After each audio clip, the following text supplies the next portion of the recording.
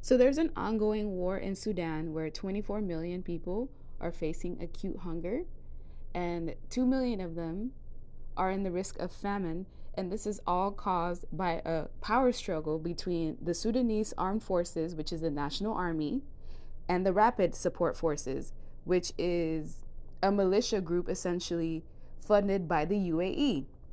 The UAE is made up of 7 countries in the Emirates: Abu Dhabi, Dubai, Shahar, and the other 4 others. So the RSF is currently murdering people. I think there's been about like 50,000 people that have just been like shot dead. They're raping children. The most inhumane acts of humanity that you can think of is currently happening. I looked at a satellite feed of their airports and they blew up all the planes. So no one goes in and out without RSF interference.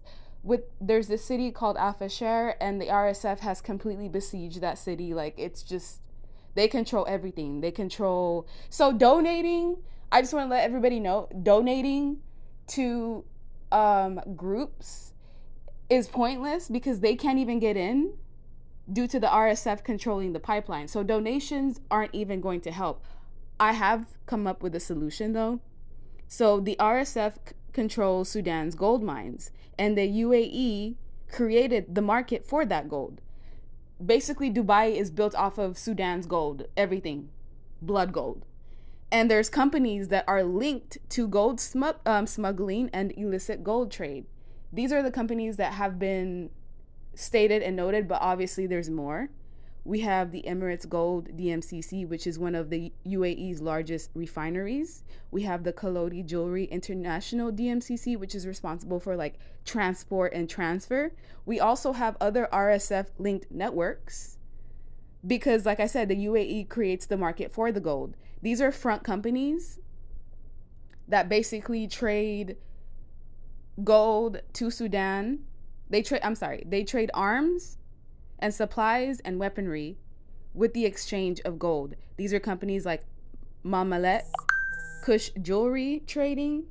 I'm going to list the names so far that I found. There's Al Zamud, Al Yakut Gold and Jewelers. There's Glow Gold, Blaze Gold. There's Capital Top Holding, LLC. There's a ton of companies that are basically profiting off of war and massacre. The way to target them is you basically have to put out targeted sanctions and asset freezing. You sanction the known networks, the shell companies, and the individuals that are moving illicit gold, and then you suspend their ability to refine the gold, to even sell it. You need to require like an LBMA style audit, which is like tightly licensed audits, temporarily suspend those refineries that fail due diligence, require independent audits, and also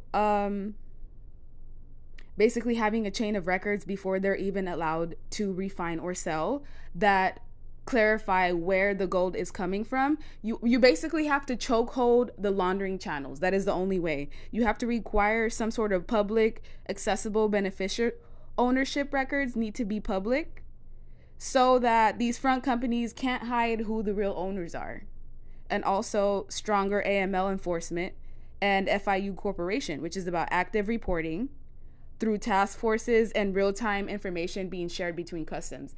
Who's going to put all of this funding into this happening? I don't know. But like I said, choker the laundering channels. That is step number 1.